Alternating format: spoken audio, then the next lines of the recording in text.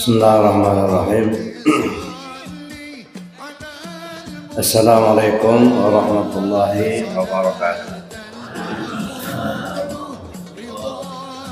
Alhamdulillah alladzi ahyana ba'dama amatana wa ilaihi nusyur. Asyhadu an la ilaha illallah wahdahu la syarika lah wa asyhadu anna Muhammadan abduhu wa rasuluhu la nabiyya ba'dah. Allahumma salli ala sayyidina Muhammad wa ala alihi wa ashabihi ajma'in.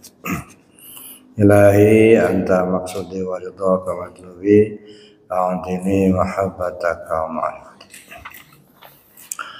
Yang saya hormati Bapak pengurus Majlis Iman dan yang saya hormati Bapak para pensepuh, Bapak Ibu para jamaah rahimakumullah. Alhamdulillah, bersyukur kita kepada Allah Subhanahu wa taala. Di pagi hari ini Allah takdirkan kita dapat sama-sama melaksanakan salat subuh secara berjamaah. Mudah-mudahan aktivitas kita di pagi hari ini mendapatkan ridha dari Allah Subhanahu wa taala. Allahumma amin. Bapak Ibu yang saya hormati, alhamdulillah kita kedatangan tamu dari jauh, dari Bengkulu, Pak Sudarman. Makasih Pak.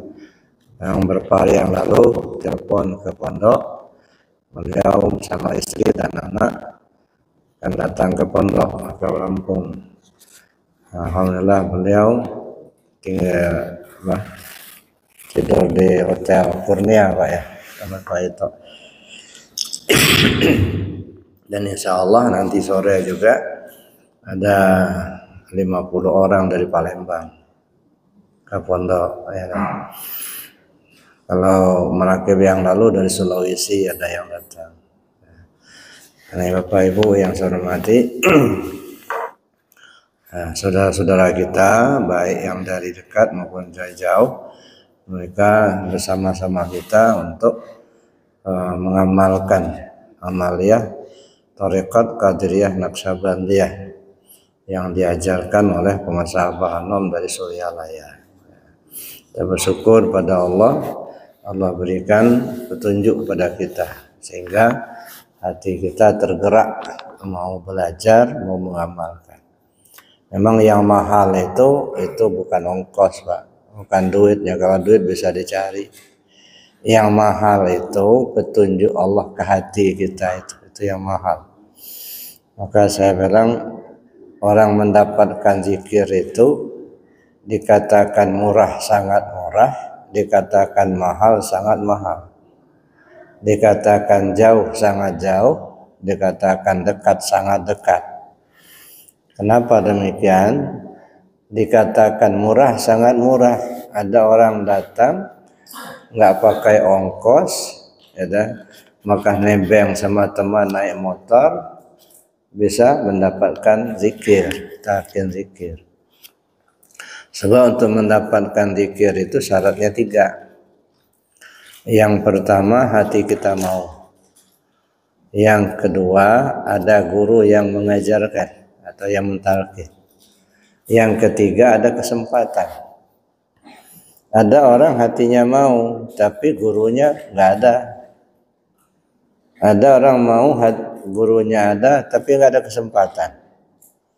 Nah dulu pernah ya waktu belum ada wakil takin di Lampung, masih nunggu wakil takin yang datang dari Suryalaya. Ada jamaah sudah 3 bulan ingin datang. Setiap khataman malam Senin waktu itu di Pelita datang. Berharap kalau wakil takin datang mau ikut takin. Nah 3 bulan nunggu tiap hari Senin datang, enggak juga datang. Pas waktunya wakil takinnya datang, nah dianya yang enggak datang. Nah, lagi keluar kota. Nah ini ada guru, ada mau, tapi enggak ada kesempatan. Ya. Ada orang yang gurunya ada kesempatan ada, tapi nggak mau. Guru sudah duduk mau nalkin, yang bersangkutan sudah dalam masjid, tapi pulang, nggak mau ikut. Nah, jadi untuk mendapatkan 3 itu syaratnya. Hati mau, guru ada, dan ada kesempatan. Nah, kalau ketemu ini merupakan isyarat petunjuk dari Allah. Nah, bersyukurlah kita kepada Allah karena diberi petunjuk tadi. Ada orang yang dikatakan mahal, sangat mahal, punya uang miliaran, ya, tapi tidak dapat mendapatkan zikir. Nah, ada yang nggak punya ongkos, nggak punya duit, itu bisa mendapatkan. Tapi ada yang miliaran rupiah duitnya, tapi nggak mendapatkan juga. Kasih bilang dikatakan murah, sangat murah, dikatakan mahal, sangat mahal. Dikatakan jauh, sangat jauh, dikatakan dekat, sangat dekat.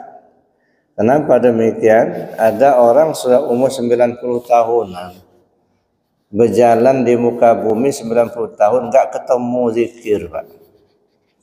Nah, nggak kita bisa bayangkan 90 tahun jalan di muka bumi belum ketemu. Tapi ada orang baru belasan tahun udah ketemu zikir. Itu anak-anak kita di SMP. Ya, tamat SD mereka katakanlah 12 tahun, masuk SMP 13 tahun. Mereka datang masuk kemarin langsung kita ajarkan zikir. Sekarang gemuruh zikir di Arafah. Kalau pas selesai sholat 5 waktu, hilang suara bapak-bapak, anak-anak semua suaranya. Dan mereka sekarang alhamdulillah ada banyak yang hafal khataman. Baru satu tahun setengah mereka di pondok, ada banyak yang hafal khataman. Nah, ini bapak-bapaknya sudah lama belajar tarekat belum hafal tawasulnya. Nah, ini Bapak Ibu. Jadi dikatakan jauh, sangat jauh, saya bilang dikatakan dekat, dekat, sangat dekat tadi. Intinya itu adalah kemauan hati. Nah, itu intinya. Nah, kalau kemauan hati kita ada, insya Allah jalannya ada. Ya, kalau sudah kita dari jauh-jauh datang, ada kena petunjuk Allah. Datang dari Malaysia beberapa waktu yang lalu, dari Malaysia, dari Labuan, Malaysia. Ada yang dari Pulau Buru, ada yang dari Tanjung Pinang, ada yang dari Sulawesi, kemarin dari Sumatera Barat. Ini alhamdulillah pagi ini ada dari Bengkulu, dan nanti sore juga ada yang datang dari Palembang. Alhamdulillah saudara-saudara kita diberi petunjuk oleh Allah. Insya Allah kebersamaan kita di dunia ini akan sampai kepada di surga nanti. Makanya sering saya sampaikan, kalau bapak-bapaknya sudah belajar zikir, tolong diajak istrinya. Kalau istrinya sudah belajar zikir, suaminya belum, tolong diajak. Kenapa? Supaya satu jalur, Pak. Kalau dari dunia ini sudah satu jalur, nah insya Allah ketemu di sana. Tapi kalau dunia ini sudah beda jalur, yang satu ke kanan, satu ke kiri, nah khawatirnya beda kampung, Pak. Nah, kalau tidak beda kamar lah itu. Ya, yang satu senang zikir, satu benci sama zikir, ya sudah beda jalur. Nah, oleh karena itulah kita bermohon pada Allah, mudah-mudahan Allah memberikan petunjuk kepada kita, bimbingan pada kita, sehingga kita bisa kembali kepada Allah dengan selamat. Amin Allahumma amin. Tujuan kita itu saja, Pak. Ya, tujuan kita ingin kembali kepada Allah dengan selamat. Maka sering saya sampaikan, tujuan utama manusia dilahirkan ke dunia ini untuk mengenal Allah. Itu tujuan utama, bukan untuk ibadah. Nah, setelah kita mengenal baru beribadah, katanya. Nah, jadi kalau kita tidak mengenal Allah, itu tujuan utamanya nggak tercapai. Ana kanzan makhfiyah fa uhibbu an u'rafa fa khalaqtul asya liya'rifuni. Saya ini, kata Allah, perbendaharaan yang tersembunyi. Saya suka untuk dikenali. maka aku jadikanlah makhluk ini supaya mereka mengenal aku. Nah, maka saya bilang tujuan utama manusia hadir di dunia ini untuk mengenal Allah. Nah, makanya kenapa orang mencuri kok diberi dosa?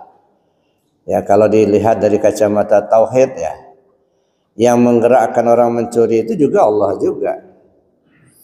Orang maling berdosa, yang menggerakkan orang supaya maling ya Allah juga. Nah, di mana benang merahnya itu? Ada. Kalau dilihat dari segi hukum, memang mencuri itu dilarang secara hukum. Ya, judi dilarang secara hukum. Jadi karena dia dilarang, maka ketika orang melaksanakan dia melanggar hukum. Nah, di sini ruang syariat berjalan, Pak. Makanya kalau sudah di luar, sudah berjalan syariat, berlaku hukum. Itu satu. Jadi karena melanggar aturan hukum. Tetapi dilihat dari kacamata tasawuf, ada yang bagus bentuk, bagus isi. Tapi ada yang jelek bentuk, bagus isi. Bagus bentuk, bagus isi iman kepada Allah. Itu bagus bentuk, bagus isi. Kenapa? Karena iman disuruh. Dan yang menggerakkan orang beriman ya Allah juga. Salat itu bagus bentuk, bagus isi. Kenapa bagus bentuk, bagus isi? Karena salat diperintahkan, ya disuruh. Dan yang menggerakkan orang untuk salat ya Allah juga. Maka saya katakan bagus bentuk, bagus isi. Tapi ada yang jelek bentuk, bagus isi. Maling itu jelek bentuk karena dilarang. Tetapi bagus isinya karena Allah yang menggerakkan. Nah, jadi itu namanya ada yang baik bagus bentuk, bagus isi, ada yang jelek bentuk, bagus isi. Nah, tapi kalau Allah yang menggerakkan, ya kenapa kok bisa dikasih dosa? Nah, sebenarnya yang titik persoalan utama bukan malingnya, karena tidak mengenal Allah. Itu persoalan pertama. Ya. Kalau orang sudah kenal kepada Allah, pasti dia iman. Nah, kalau dia sudah iman, maka pasti dia akan tunduk. Kalau dia tidak tunduk, tidak iman. Makanya tidak ada orang beriman itu yang maling, Pak. Nggak ada. Nggak ada orang yang beriman itu judi. Kenapa? Karena maling dilarang. Kalau dia beriman, tentu dia tidak lakukan. Nah, ketika dia melakukan, itu menandakan imannya tak ada. Pada saat itu imannya lepas. Tidak ada orang beriman itu yang berzina. Kenapa? Karena zina dilarang. Nah, kalau dia beriman, maka dia tidak akan lakukan. Ketika dia lakukan, pada saat itu imannya lepas. Jadi nggak ada iman. Nah, jadi intinya adalah tidak mengenal Allah. Ini pokok persoalan, ya. Segala kejahatan-kejahatan yang terjadi itu adalah karena tidak kenal Allah. Ya, banyak yang rajin salat secara lahirnya, tetapi masih banyak melakukan kejahatan-kejahatan. Yang dia korupsi lah, yang dia berbohong lah, yang menipu lah. Karena ya itu pokok pangkalnya itu nggak kenal Allah. Ya, dan ini yang akan dipersoal utamakan nanti di akhirat. Ya, makanya Allah perintahkan betul itu ya, wa anfiqu mimma razaqnakum min qabli an ya'tiya ahadakumul maut. Serahkan apa yang sudah Allah berikan kepadamu sebelum kematianmu datang. Jadi infakkan itu bukan sedekah duit. Ya, itu ya juga. Jadi infak itu artinya menyerahkan apa yang sudah Allah berikan pada kita sebelum kematian datang. Nah, apa yang diserahkan Allah pada kita banyak, semuanya dari Allah semua. Nah, terutama yang di dalam diri kita sendiri, ada sifat-sifat Allah yang melekat pada diri kita, yang kita sebut dengan sifat ma'ani, ya. Qadrat, iradat, ilmu, hayat, sama, basar, kalam. 7 sifat itu ada disifatkan Allah ke diri kita. Kita ada kuasa, kita ada kehendak, ya, kita ada hidup, kita ada ilmu, kita melihat, kita mendengar, kita berkalam. Ini semua kan sifat Allah semua. Cuman kadang-kadang karena ketidaktahuan kita akui milik kita. Kata. Nah, itu milik Allah dipinjamkan kepada kita sebagai sarana menempuh kehidupan di dunia. Ya, tetapi setelah kita dewasa, setelah kita memahami, maka kembalikan sebelum ajal tiba. Jangan pinjaman malah diakui milik. Gitu. Nah ini yang jadi masalah kan itu, dipinjamin, diakui sebagai milik. Sampai ke akhirat nggak dilepas. Nah itu diminta itu nanti. Ya, kamu sholat, ya. Kenapa kamu sholat? Karena ada kekuatan. Mana kekuatan kamu? Yang kamu pakaikan kodrat aku itu. Nah, kamu punya kemauan, ya. Itu kan iradat aku. Yang punya kamu mana? Nah, disinilah persoalan utamanya karena tidak mengenal Allah. Maka selalu saya katakan bahwa tugas utama yang harus kita jalankan di atas dunia ini, kenali Allahnya dulu. Awal wajibin 'alal insani ma'rifatul ilahi bistiqani. Kewajiban pertama bagi manusia itu adalah mengenal Tuhannya dengan penuh keyakinan. Itu dulu. Sehingga timbul la yasihul ibadah illa bima'rifatil ma'bud. Tak sah ibadah tanpa mengenal siapa yang dia sembah. Tunggang-tunggi lah kita sholat tapi tak kenal siapa yang disembah. Ya, kalau tidak paham yang disembah tidak akan ikhlas, Pak. Ya, soalnya namanya ikhlas itu duduk di tauhid. Ya, itu nama ikhlas. Kan ada qul huwallahu ahad, Allahus samad, lam yalid wa lam yulad wa lam yakul lahu kufuwan ahad. Namanya surat Al-Ikhlas. Tapi sedikit pun nggak ada kata-kata ikhlas di situ. Apa maksudnya? Yang namanya ikhlas itu duduk di tauhid. Ada namanya ikhlas. Ya. Kalau tidak duduk di tauhid nggak akan ikhlas. Tidak bisa duduk di tauhid kalau nggak kenal. Ya. Jadi kalau kita menjalankan syariat kalau tidak ikhlas, apa kata Syekh Athaillah? Al-a'mal suwarun qa'imatun wa arwahuha wujudu sirril ikhlasi fiha. Seluruh amal yang kamu perbuat itu tidak ubahnya seperti patung. Ya, ada mata tak melihat, ada telinga tak mendengar, kecuali ada ruhnya.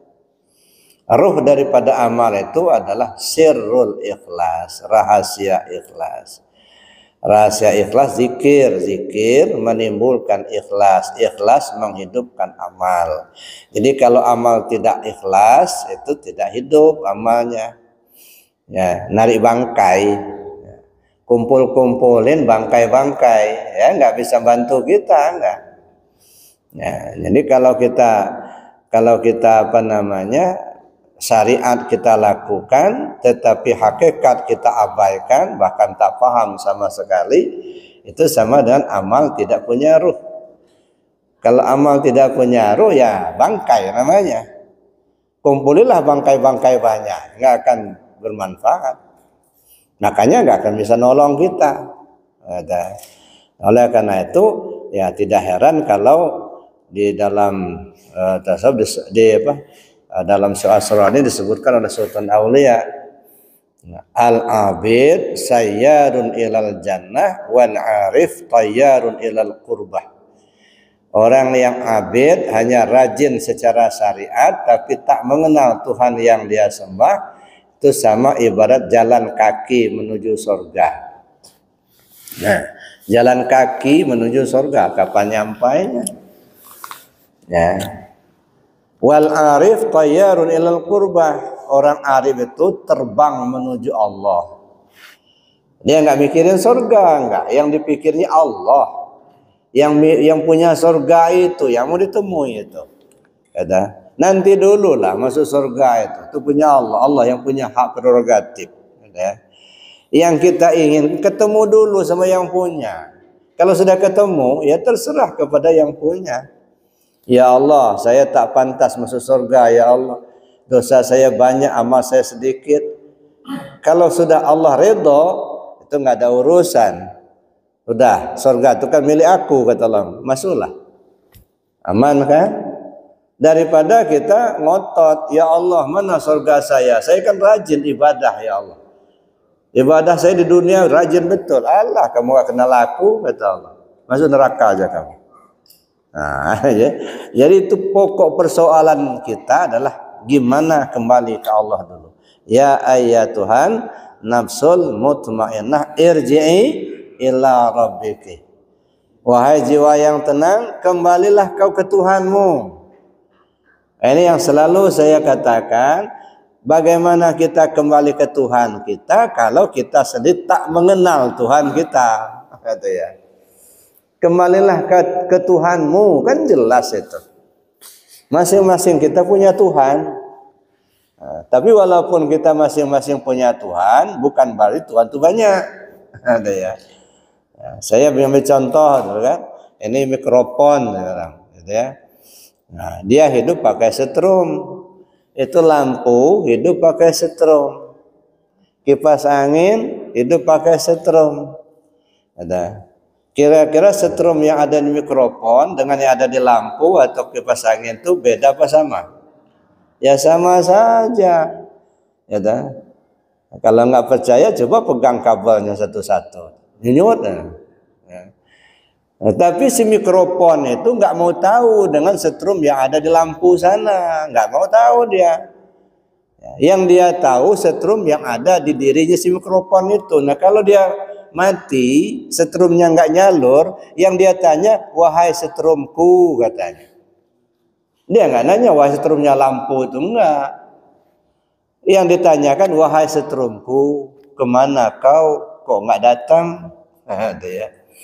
Nanti lampu kalau mati, setrumnya nggak nyalur. Nah yang dia tanya setrumnya dia.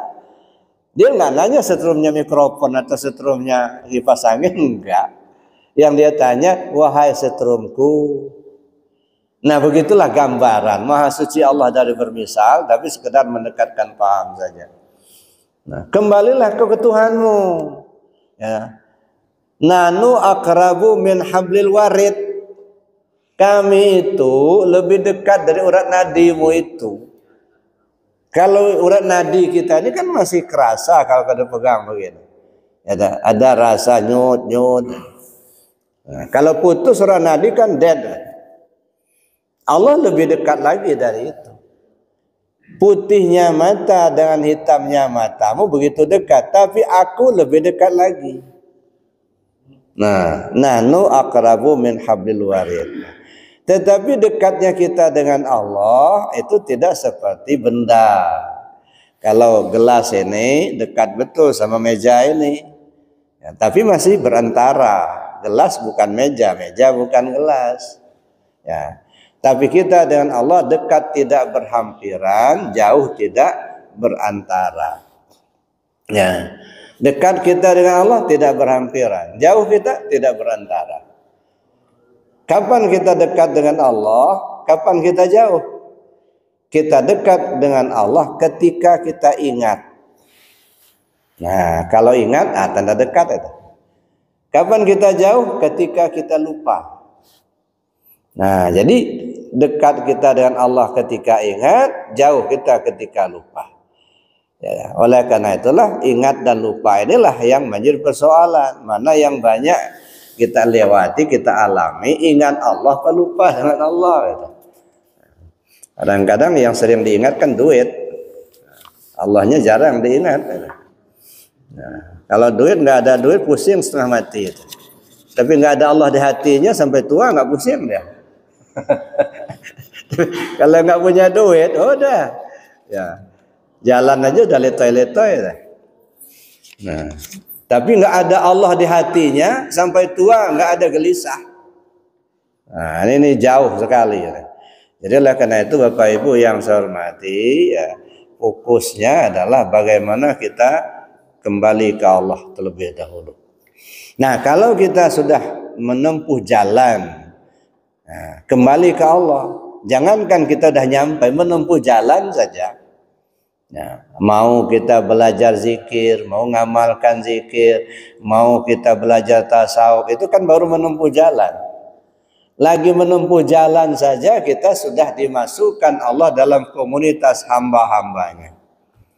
Fadkhuli fi ibadi. Masuklah kau ke golongan hamba-hambaku. Nah, mulai tersisih, Pak. Cobalah rasakan sendiri. Orang tahu kalau kita sudah belajar tarekat. Nah, mungkin kawan kita mulai minggir satu-satu. Ya, ada kawan saya dulu, ya selalu banyak jadwal ceramahnya. Nah, di mana-mana itu banyak jadwal ceramahnya. Pas orang tahu dia belajar tarekat, belajar tasawuf, mulai dipretelin satu-satu, nggak dia masukkan lagi. Saya bilang nggak apa-apa, ya, banyak jalan.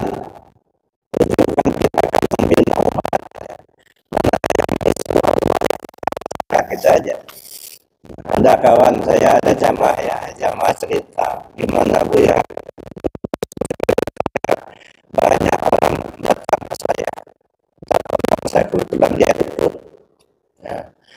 Nah, saya kalau panggil katanya seketika datang. Yang saya tolong itu sedang terkontan katanya. Tapi setelah saya talkin zikir, katanya saya panggil datang lagi. Nah, dan orang udah jarang datang ke rumah katanya. Nah, saya bilang ya itulah Allah lagi melindungi Bapak. Nah, melindungi Bapak supaya hati Bapak itu terjaga. Nah, kalau tidak begitu, ya akhirnya hati ini masih condong aja ke yang lain, nggak fokus ke Allah, gitu. Nah, bersyukurlah kepada Allah, jangan kecil hati, saya bilang. Kita belajar zikir jaturikat itu kita lagi di ayak. Nah, di ayak begini. Mana yang beras jatuh, mana yang padinya, yang gabahnya isi. Nah, akhirnya kan akan jadi beras saja semua. Jadi Bapak Ibu yang saya hormati, nah persoalannya adalah bagaimana jalan untuk kita mengenal Allah itu. Karena itu pokok itu, ya.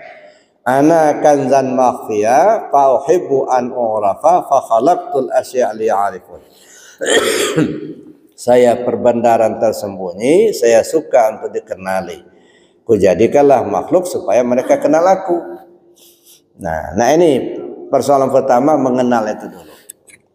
Ya, dengan tidak mengabaikan ibadah ya sebisanya kita, ya, karena kita sudah lanjut usia ini, ada. Tetapi saya berharap itu jangan hanya terpaku di ibadah zahir. Ada. Karena kalau hanya terpaku di ibadah zahir syariat tanpa memahami hakikat sama dengan bangkai. Nah, nggak akan bisa menolong. Ada. Nah, tetapi bagaimana supaya syariat yang sebisa kita laksanakan, kita laksanakan. Cuman kita harus masuk ke dalam untuk membenahi. Maka saya bilang, belajar tasawuf bukan meninggalkan syariat. Belajar tasawuf itu menyempurnakan syariat. Kalau selama ini kita sudah sholat, kita sudah puasa, sudah alhamdulillah zikir sebisanya kita, itu bersyukurlah kita kepada Allah, kita sudah diarahkan kepada yang baik. Tapi bagaimana supaya lebih sempurna itu? Jangan dibalik, gara-gara sudah belajar tasawuf lalu syariat ditinggal, ya nggak benar. Ada. Jadi belajar tasawuf, belajar tarekat, belajar zikir kita dalam rangka menyempurnakan syariat yang sudah kita lakukan selama ini. Contohnya begini. Kalau sebelum belajar tasawuf, belajar zikir, kita sudah sholat. Sudah laksanakan sholat 5 waktu, sholat sunat sudah kita laksanakan. Tapi apa yang kita alami, ya, sampai sudah sedemikian lama kita menjalankan ibadah sholat, tapi tetap saja sampai tua, ketika kita sholat itu malah bukan Allah yang diingat, yang lain. Jarum hilang keingat juga, tempe gosong keingat juga. Rajin betul kita sholat duha. Tiap hari salat duha, tapi salat duha motivasinya bukan karena Allah, karena kredit macet. duit nggak punya. Nah, ini kan masih salah kaprah yang begini nih. Ada. Lahirnya bagus, tetapi di dalamnya ini yang rusak. Nah, belajar tasawuf itu membenahi yang di dalam. Ya kan? Salat duha silakan jalan terus. Mau berdoa nggak masalah, tapi motivasi utama bukan untuk minta duit, bukan.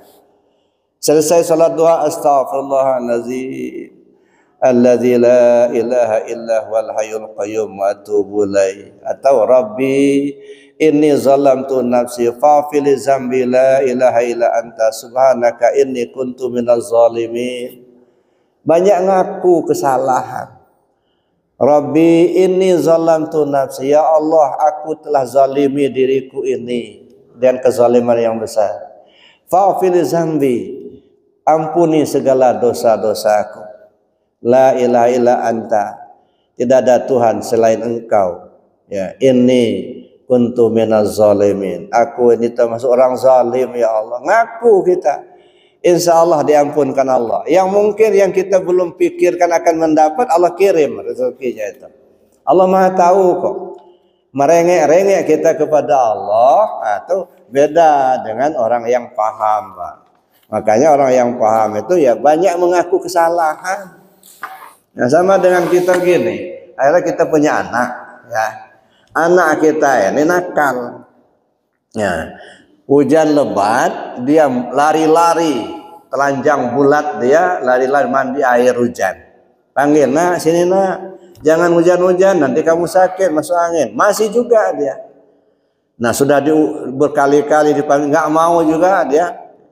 Yang bantah sama orang tuanya. Akhirnya orang tuanya marah benar. Kurang ngajar kamu katanya sama anak itu. Udah nggak usah pulang-pulang lagi. Coba kalau kamu pulang kepukul nanti. Sampai mampus kamu, umpama begitu. Nah, terdengarlah oleh si anak tadi. Akhirnya dia datang ada kedinginan. Pak, saya pulang Pak, mau dipukul, mau dibunuh, terserah Pak katanya. Aku anakmu juga Pak. Ngaku dia. Pasti terenyuh lah si bapak. Nggak mungkin lah dipukul-pukulnya anak itu. Ya dah. Kalau anak itu nyerah, Pak saya salah Pak katanya. Ya, saya sudah berhujan-hujan. Bapak panggil saya nggak datang. Sekarang saya nyesal. Terserah Bapak mau dipukul-pukul lah Pak. Memang saya anakmu. Pasti netes air mata si Bapak itu. Bukan dipukul, bukan. Nah begitulah kita. Nyerah kepada Allah. Ngaku kalau kita ini banyak dosa. Ya Allah, saya ini banyak dosa. Ya Allah, banyak zalim ke diriku sendiri. Ya Allah, perintahmu banyak aku lalaikan. Laranganmu malah aku kerjakan. Aku mohon ampun ya Allah. Allah Maha Pengasih lagi Maha Pengampun, pasti diampuni ya Allah. Daripada kita ngotot, ya. Saya ini orang berilmu loh, gitu. Ya, saya ini rajin ibadah saya ini. Allah kata Allah, kayak yang kamu pakai punya aku itu. Nah, jadi itu Bapak Ibu, lebih baik kita nyerah. Silakan salat duhanya jalan terus, tapi motivasinya jangan karena kredit macet. Ya, karena jangan masih aduh kan doa salat duha itu kan deras apa namanya? Ya, sangat keras ya, sangat dahsyat. Ya Allah, kalau rezekiku lagi di langit turunin, kalau lagi jauh dekatkan, kalau dikit banyakkan. Ya Allah, maksa Tuhan. Ada. Yang mau begitu ya silakan aja, boleh-boleh saja, namanya doa kan. Tapi bagi orang yang paham, malu Pak. Yang sudah dikasih aja belum disyukuri, ini minta yang banyak-banyak. Yang sudah dikasih belum disyukuri. Nah, mau minta yang baru gitu. Nah, tapi yang mau begitu ya boleh-boleh saja, itu namanya doa gitu ya. Tapi ya saya sarankan ya, motivasi utamanya bukan karena duit, bukan karena harta, tapi karena ketaatan kita kepada Allah. Bapak Ibu yang saya hormati, nah itu jadi menyempurnakan syariat ya. Nah begitu kita sudah belajar tasawuf, belajar zikir, takbir Allahu Akbar. Ingat kita kepada Allah, tak ingat kepada yang lain lagi. Kenapa? Karena ilmunya tentang sholat mulai kita sempurnakan. Maka saya bilang ilmu tentang sholat itu bukan hanya hafalan bacaan. Ya. Kalau itu bacaan sholat, ya, baca Fatihah harus lurus. Kalau bisa kita paham apa kita baca, gitu ya. Baca tasbih, baca tahmid, baca syahadat. Itu bacaan-bacaan di dalam sholat. Ilmu tentang sholat bukan hanya sekedar itu. Ilmu tentang sholat, paham kita siapa diri kita. Ya, siapa yang menyembah, siapa yang disembah. Sholat itu kata Nabi mi'rajul mu'minin, mi'rajnya si al-mu'min, mi'rajnya ruh kita. Yang namanya mi'raj itu dari bawah ke atas naik, ya, dari bawah ke atas itu namanya naik. Nah kalau kita sudah berada di atas tentu tidak lagi di bawah. Kalau masih di bawah tanda belum naik gitu. Nah apa yang dimaksudkan di sini? Siapa yang di atas, siapa yang di bawah? Yang di atas itu qadim, yang di bawah itu muhdas. Kalau sudah naik ke qadim, hilang muhdas. Artinya tidak lagi terasa kalau kita yang melaksanakan ibadah itu. Kalau masih terasa kita yang melaksanakan, masih berada di muhdas. Kalau masih berada di muhdas, tanda belum naik. Bekerja, mengerjakan sholat, tapi ruhnya tidak naik. Nah kalau yang naik kan naik ke qadim. Begitu dia naik ke qadim, dia sudah di atas. Kalau sudah di atas, tidak di bawah. Artinya tidak lagi merasa kita yang sholat. Maka disebutlah al-abid wal ma'bud wahid.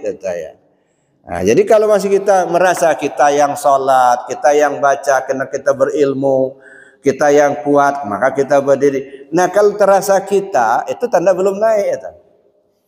Badannya yang sholat, tapi ruhnya tidak naik. Nah yang namanya sholat itu kata Rasul itu naik. As-sholah mi'rajul mu'min. Naiknya si al-mu'min. Siapa si al-mu'min itu? Ruh kita. Ya. Jadi bukan pengertian bukan orang yang beriman. Al-mu'min miratul mu'min. Si al-mu'min itu cerminan daripada si al-mu'min. Mu'min pertama ruh kita. Ruh kita cerminan daripada Allah. Apa kata? Jadi kalau mi'raj naik itu artinya dari muhdas naik kepada qadim. Begitu sampai di qadim tinggal muhdas. Kalau masih berada di muhdas tanda belum naik. Nah ini yang mungkin ya selama ini kita lakukan seperti itu. Ya kitalah yang berdiri, kitalah yang kuasa, kita yang punya kehendak. Padahal itu semua fasilitas Allah.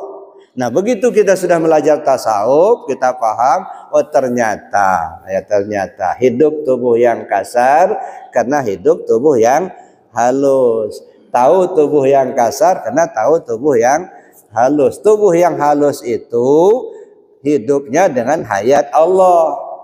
Tubuh yang halus itu kuasanya dengan kodrat Allah. Kalau begitu yang hidup Allah, yang kuasa Allah, yang mendengar Allah. Nah hilanglah pengakuan bahwa kita yang punya. Gitu.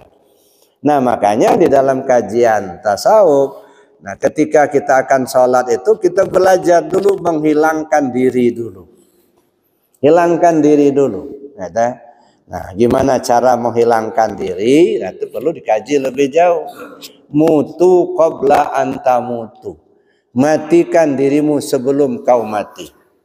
Nah, berapa waktu yang lalu pernah saya sampaikan bagaimana kita ya menyatakan adanya Allah ya, dalam hidup kita, terutama dalam sholat. Ya, saya contohkan seperti ikan hidup di laut, saya bilang. Ya, bagaimana ikan hidup di laut? Ada dua kesimpulan pelajaran yang dapat diambil. Yang pertama, ikan yang hidup di laut tidak akan terkontaminasi dengan asinnya air laut. Itu satu. Artinya, kalau hati kita hidup dengan zikir, ingat kepada Allah, tidak akan terkontaminasi dengan hiruk pikuknya dunia ini. Insya Allah tidak. Silakan jadi pejabat, insya Allah tidak akan jadi koruptor, enggak. Silakan jadi pedagang, insya Allah tidak akan mengurangi takaran timbangan. Tidak terkontaminasi, walaupun kita ngeliat duit orang banyak, tapi di hati ini tetap ingat ke Allah. Insya Allah tidak akan hijau mata kita melihat duit orang banyak. Itu satu. Itu artinya kiasan ikan hidup di laut tidak terkontaminasi dengan asinnya air laut. Kenapa? Karena ikannya hidup. Ya, kalau ikannya mati, cepat masuk asinnya. Maka yang kedua, ya, yang kita bisa ambil pelajaran dari ikan hidup di laut itu, ikan laut, ikan yang hidup di laut, kalau dia sudah mati, cepat masuk asin ke dalam tubuhnya. Ya, asin tidak akan masuk ke dalam tubuh ikan yang masih hidup, tapi asin akan masuk ke tubuh ikan yang sudah mati. Nah, begitulah kita ini. Ya, tidak akan bisa kita menyatakan adanya Allah di dalam pada hidup kita, pada kehidupan kita, selagi kita masih merasa ada. Ya, kalau kita masih merasa ada, maka kita tidak mungkin akan bisa menyatakan adanya Allah, karena nanti berbenturan. Ya, berbenturan. Kita ada, Allah ada. Kita melihat, Allah melihat. Nah, berbenturan terus. Nah, makanya yang menutupnya keakuan-keakuan kita itulah. Nah, bagaimana supaya kita bisa menyatakan Allah ada dalam hidup kita ini? Matikan dulu adanya kita, gitu. Makanya saya katakan asin baru bisa masuk ke dalam tubuh ikan yang sudah mati. Kalau ikannya masih hidup, dia nggak bakal masuk, enggak. Nah, begitulah kiasannya. Artinya kita tidak akan bisa menyatakan adanya Allah kalau kita merasa masih ada. Oleh karena itu, matikan dulu diri kita.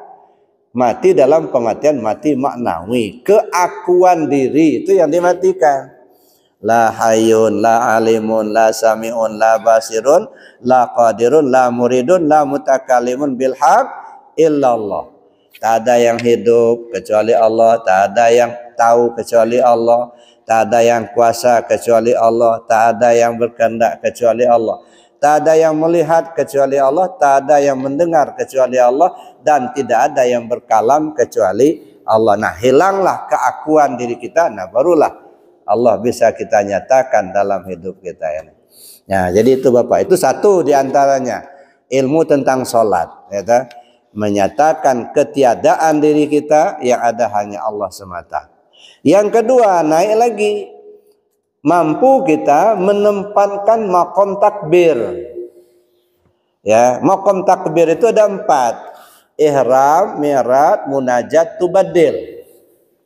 Nah, di mana kita menempatkan ihram, di mana pula kita menempatkan mi'rajnya, kapan pula kita menempatkan munajatnya, kapan kita menempatkan tubadilnya.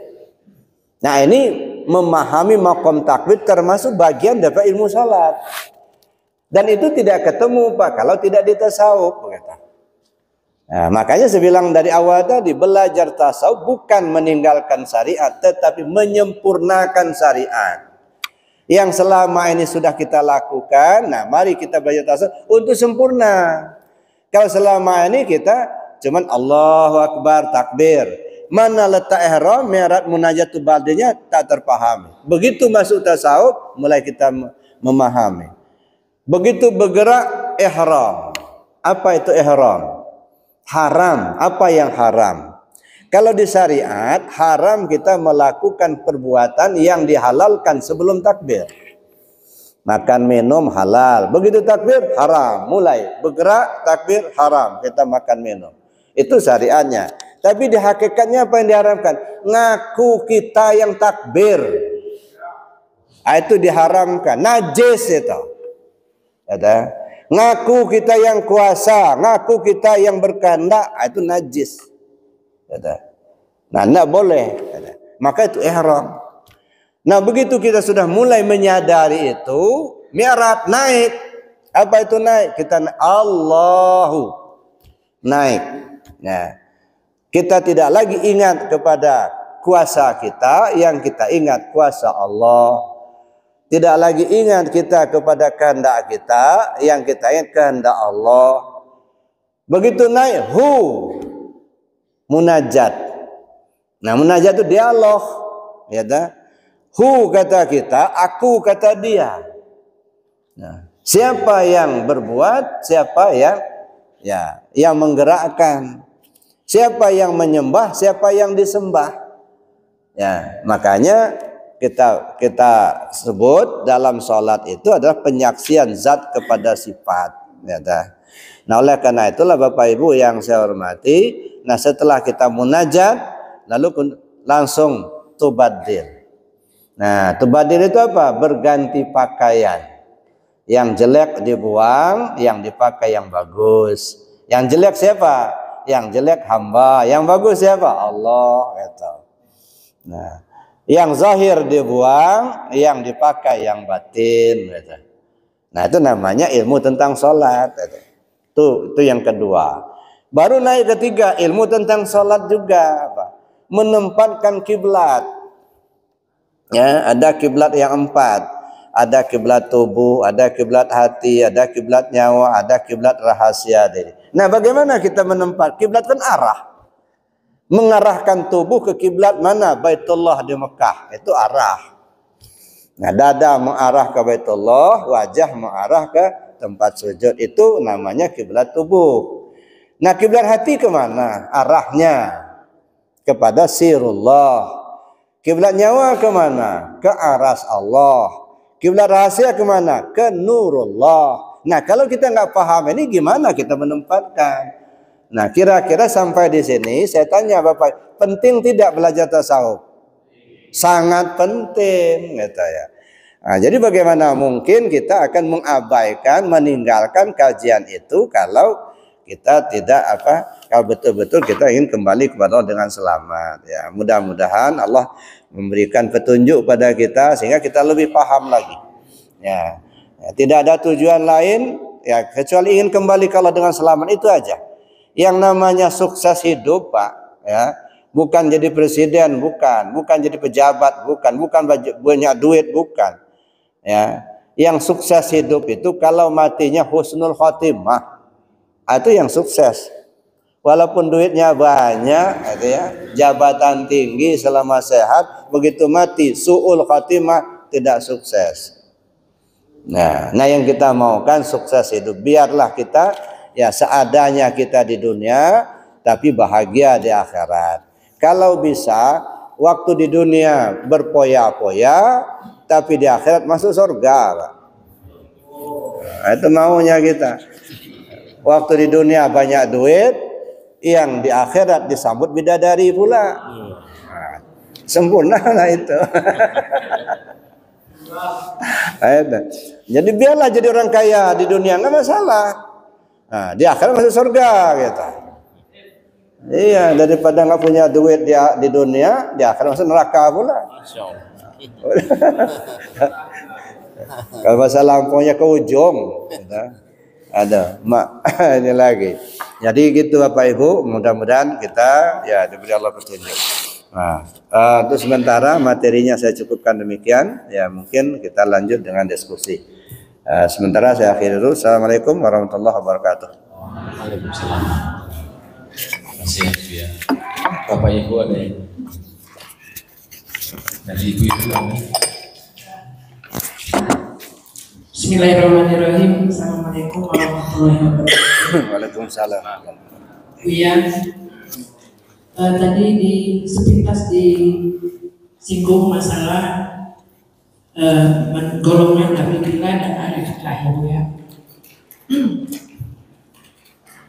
Abidillah itu adalah ibarat orang yang jalan menuju surga.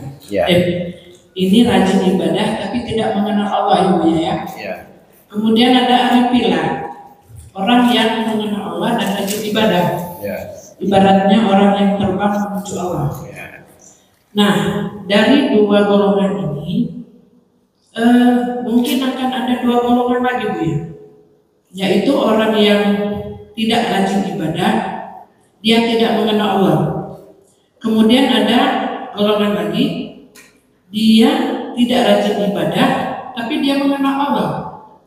Nah, apakah ini ada golongan ini? Golongan ini apakah ada? Dan kalau ada, ini disebut dengan apa? Mohon penjelasan Bu ya. Terima kasih. Assalamualaikum warahmatullahi wabarakatuh. Waalaikumsalam warahmatullahi wabarakatuh. Diri kita ini kan ada diri jasmani, ada diri ruhani. Kalau rajin ibadah secara zahir itu abid, karena rajinnya dia melakukan secara zahir, tubuhnya melaksanakan ibadah, tetapi batinnya tidak mengenal Allah. Itu namanya orang abid, rajin ibadah, tetapi di dalam hatinya, ruhnya belum sampai kepada arif billah. Ya, insya Allah orang seperti ini kalau memang dia laksanakan dengan baik, ya, akan dapat balasan juga dari Allah, dan balasan yang baik. Makanya surga itu bertingkat-tingkat. Ada namanya surga purbah, ada namanya surga derajat. Ya. Kalau surga purbah, ya, surga yang diberikan Allah kepada orang yang arif billah, itu surga purbah. Kembali kepada, itulah surga yang hakiki. Sebenarnya kembalinya diri kita ke Allah, itu surga yang hakiki. Tapi ada surga derajat namanya, itu kenikmatan-kenikmatan yang dirasakan oleh jasmani kita. Nah, makanya disebut itu surga derajat. Nah, surga derajat ini ada surga jannatul ma'wa, ada jannatul na'im, gitu ya. Nah, itu kenikmatan-kenikmatan yang diberikan Allah atas rajinnya dia melaksanakan aturan, tapi dia tidak sampai kepada ma'rifat. Ya. Maka yang didapatkannya adalah kenikmatan derajat. Ya. Kemudian ada, nah ini kata Sultan Aulia, ya. Surga derajat itu pertama surga di dalam mulki, yaitu jannatul ma'wa. Nah, mulki ini nih, tubuh, kenikmatan yang dirasakan oleh tubuh, gitu ya. Surga ma'wa. Yang kedua surga di alam malakut, yaitu surga jannatul na'im. Nah, kenikmatan-kenikmatan. Ya, kemudian yang ketiga surga di alam jabarut atau jannatul firdaus. Itu diantaranya yang disebut dengan surga derajat. Tetapi bagi mereka yang arif billah, ya, mengenal Allah, dia sampai kepada surga qurbah. Apa surga qurbah? Kenikmatan yang langsung dari Allah, kembalinya dirinya ke Allah. Nah, saya ambil contoh ya. Mungkin saja makanan yang enak banyak, Pak. Penuh meja makan enak semua. Ada rendang Padang, ada sup buntut, ada goreng ayam, macam-macam lah makanan enak. Nah, tapi yang bersangkutan sakit, nggak selera makan. Makanan enak banyak, cuman yang bersangkutan tak enak makan.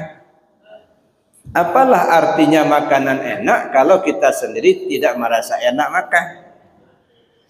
Ya, badan kita sakit tapi makanan enak-enak, nggak selera. Cuman di kita ini gitu, udah biasa. Kalau lagi sakit banyak pertanyaan. Ibu mau makan apa?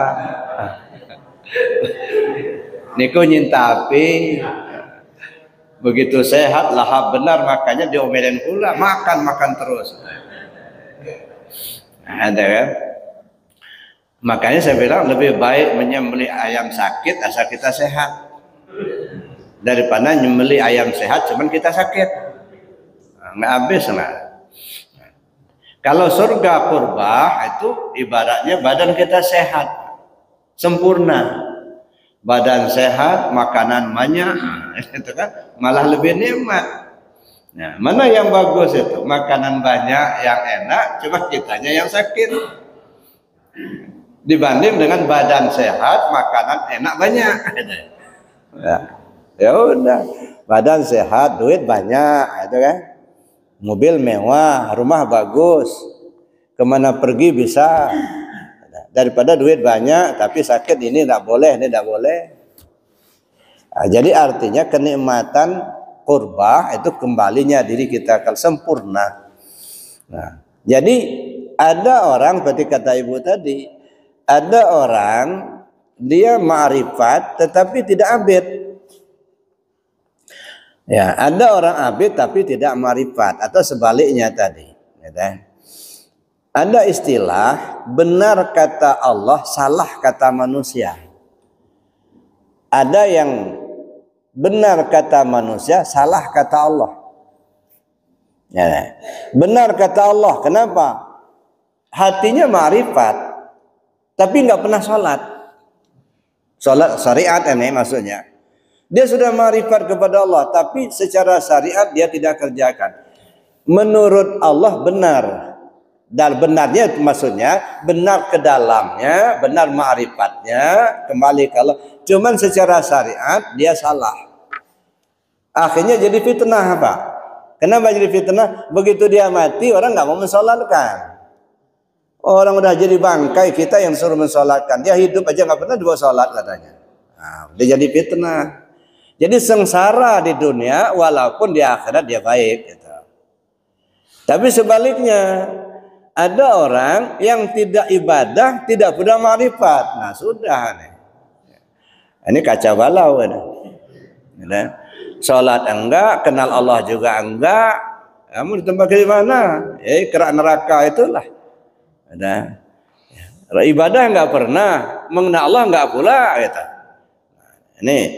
Ini sudah apa namanya? Sudah penghujung lah, keterlaluan. Nah, jadi yang bagusnya apa? Yang bagusnya abid zahirnya, arif batinnya. Di zahir dia rajin ibadah, di batin dia ma'rifat kepada Allah. Nah itu yang dituju, Pak. Ya, abidillah zahir, arif billah batin.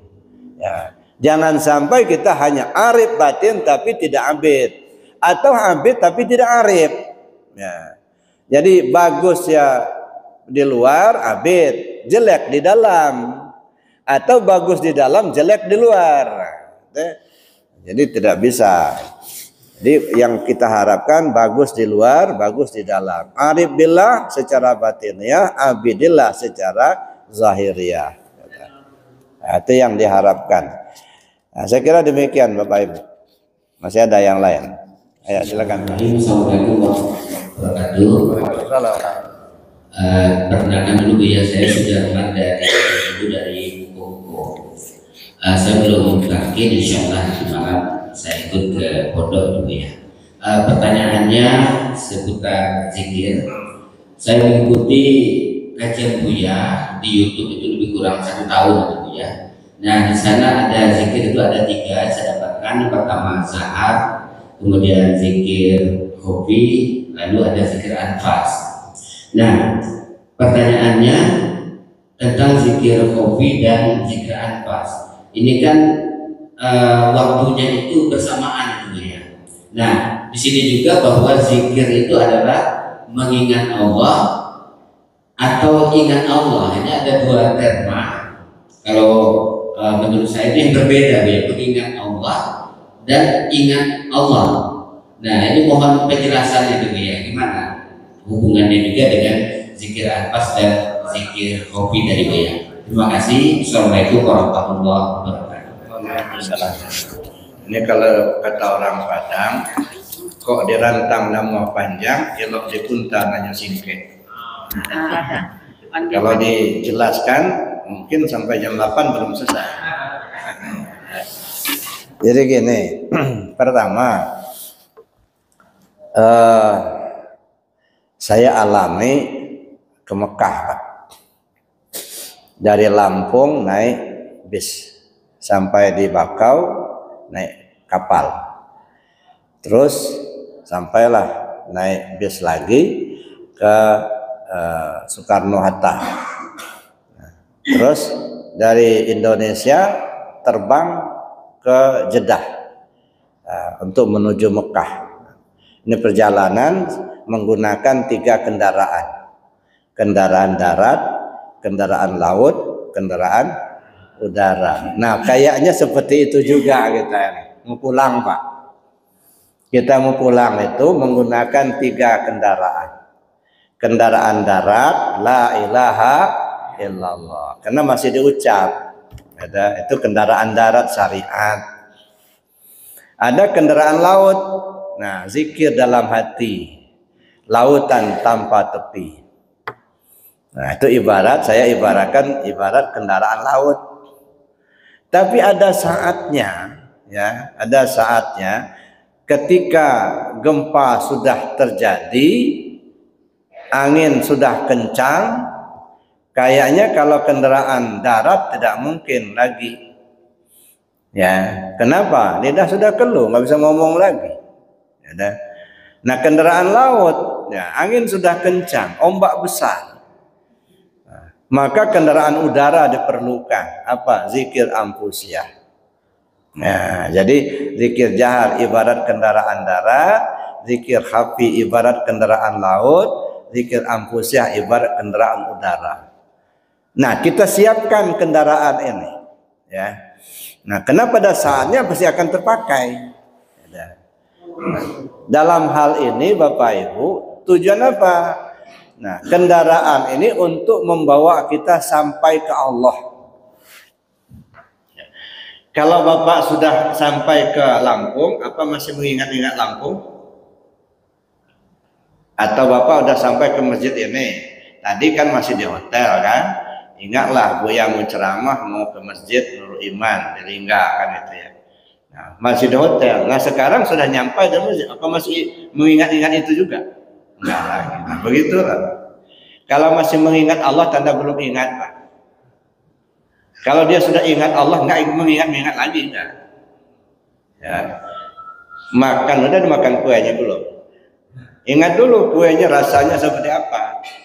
Begitu Bapak makan, masih perlu ingat rasa? Enggak lagi, menikmati rasa kuenya. Gitu. Nah, kalau masih mengingat Allah, tanda belum ingat. Kalau dia sudah ingat, tak perlu mengingat lagi.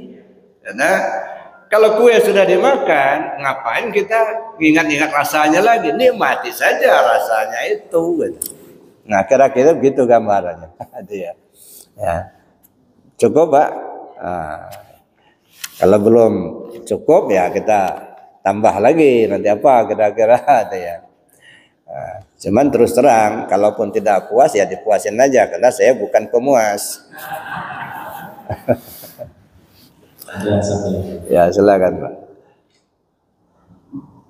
Assalamualaikum warahmatullahi wabarakatuh. Waalaikumsalam. Pertanyaan saya begini Bu ya, kalau saya salah mencerna ya mohon maaf, bahwa ibadah kita ini kalau tanpa tasawuf kayak nggak sempurna.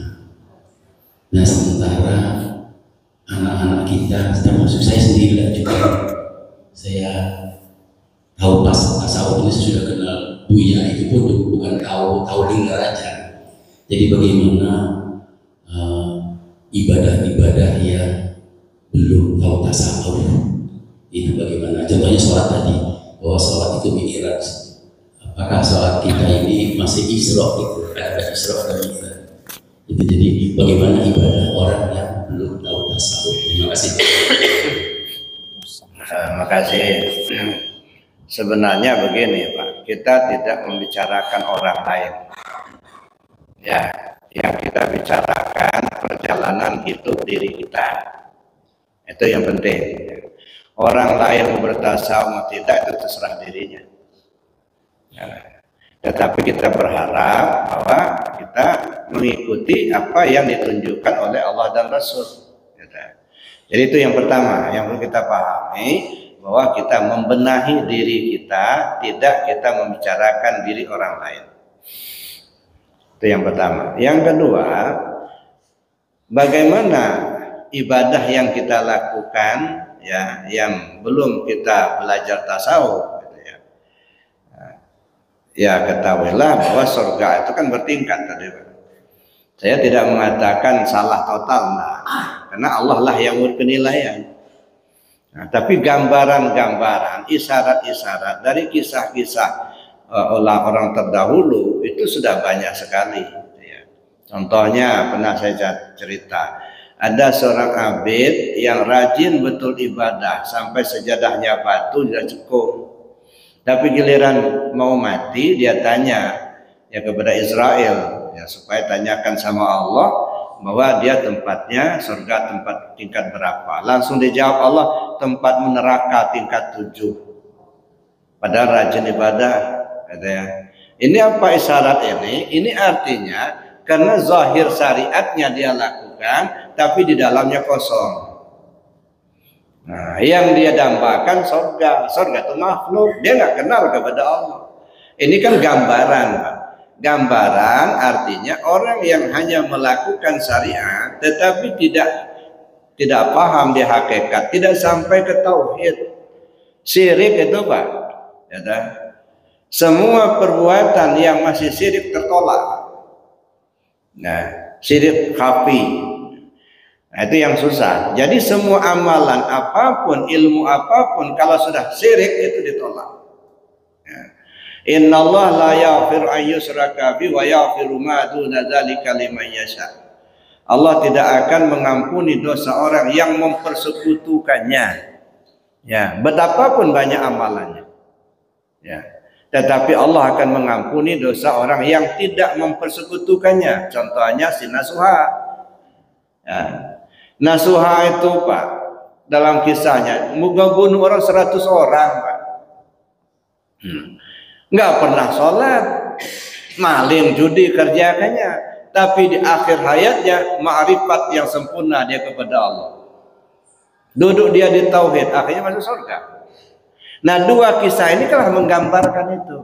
Ini bukan hanya cerita fiktif dalam artian supaya enak didengar, bukan. Ini pelajaran. Ada yang bagus secara zahir tapi salah secara batin. Ya, kenapa? Syirik. Ya, ditolak. Tetapi ada yang jelek secara zahir tapi batinnya bagus. Nah, ini yang saya katakan tadi, ya benar kata Allah, salah kata manusia. Begitu dia mati selamat. Nah, jadi oleh karena itu, apalah artinya kita bawa bangkai, Pak. Ya, makanya lebih baik sedikit asal mencukupi daripada banyak tapi tak mencukupi. Sedikit tapi mencukupi. Banyak tapi tak mencukupi. Mendingan saya sedikit aja asal mencukupi. Yang kita tahu cuma Allah, nggak banyak tahu yang lain. Nah, tapi justru itu yang menyelamatkan. Nah, kita ini kan justru menumpuk-numpuk, memperbanyak. Nah, tapi kadang-kadang maaf ini mohon ampun sama Allah. Kadang-kadang ngumpulin bangkai, nggak ada ruhnya. Lebih baik satu, ya narik kerbau hidup itu gampang Pak, dia jalan. Tapi naik kerbau mati. Nah berat itu Pak. Nah, jadi oleh karena itu artinya dengan tidak menyalahkan yang lain, tapi mari kita bersama-sama membenahi gitu. Jangan kita artinya bersekeras di tingkat syariatnya, menyalahkan di tingkat hakikat. Justru itu ruhnya. Yang selama ini kan terjadi kan begitu. Tasawuf bid'ah, hakikat bid'ah, nggak ada ilmu hakikat. Selamanya kita nggak akan mampu masuk ke dalam. Nah, dan akhirnya tuh jadi bangkai itulah amalan kita. Al-a'mal suwarun qaimatun wa arwahu wujudu sirril ikhlasi fiha. Amal perbuatanmu itu tidak ubahnya seperti patung, tidak bisa nolong apa-apa kecuali ada ruhnya. Ruhnya itu adalah sirrul ikhlas, rahasia ikhlas. Ya. Jadi belajar tasawuf, belajar zikir dalam rangka menyempurnakan syariat, bukan meninggalkan syariat. Nah, sekarang kita ya ingin sempurna apa tidak, itu saja.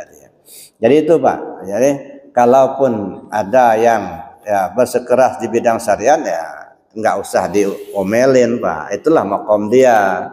Ya, karena kata Allah, fazkurullah ala ma hadakum. Berzikirlah kamu kepada Allah sesuai petunjuk. Ada orang diberi petunjuk sampai ke syariat aja. Dia nggak diberi petunjuk sampai ke tarekat enggak. Tapi ada orang diberi petunjuk sampai ke tarekat, ke hakikat dia nggak mau. Nolak betul itu ngaji-ngaji gitu. Nah, berarti makom dia di situ. Tapi ada orang yang sampai ke hakikat dan ma'rifat.